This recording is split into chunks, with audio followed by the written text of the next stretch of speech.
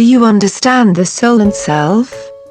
For most people, this question is perplexing.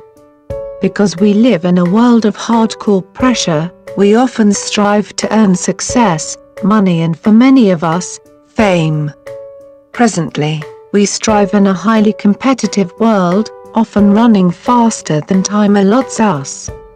This action often causes us to leave our happiness, pleasures, and joy behind us.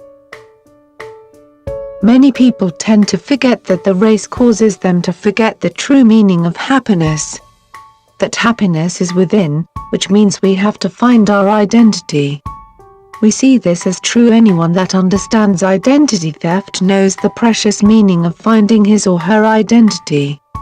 When a person has become a victim of identity theft, they often feel robbed, intruded upon, and so forth.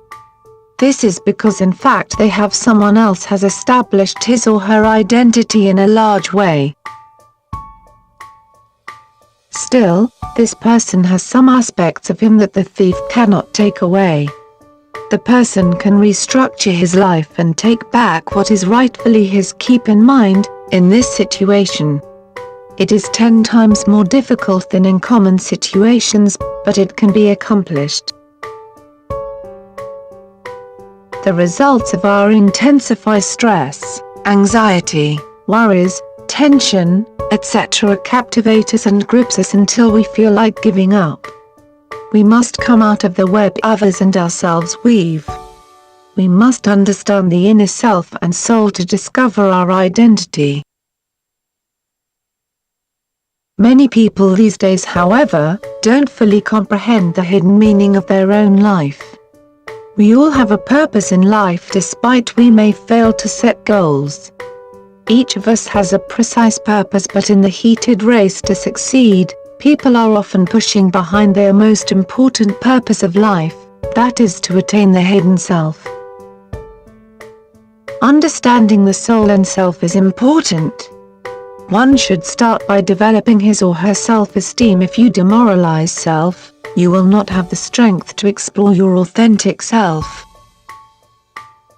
To develop self-esteem, we must accept ourselves the way you are. We must clear our mind and think with vigilant awareness, rather than continuing into our fuzzy mind and continuing to complain. Instead of hating your friend for buying a new car, strive to find you. Thank your friend for showing you that anyone can succeed if that person tries. Always look at the associates as someone you can learn from. If you think you have it bad, think about the millions of people every day dying of malnutrition, disease, and so forth. We must remember that it takes time to grow. None of us has the power to do everything in life. Still, we do have the power to do some things, including finding our soul and self. One of the most imperative steps that direct us to find the inner self and soul is the process of developing a positive attitude towards life. Instead of seeing the glass half empty, see that the glass is half full.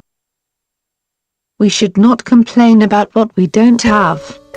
Instead, we should seek the now and here and take control of our life. We will have good and bad times, but we can overcome these obstacles by taking control and building our self-esteem. At times, life dishes us out a deck of cards whereas it seems that everyone else is winning. When these times come around, we must continue to see the positive light. Let the light guide your path to finding the soul and self, and you will find the rest of your life.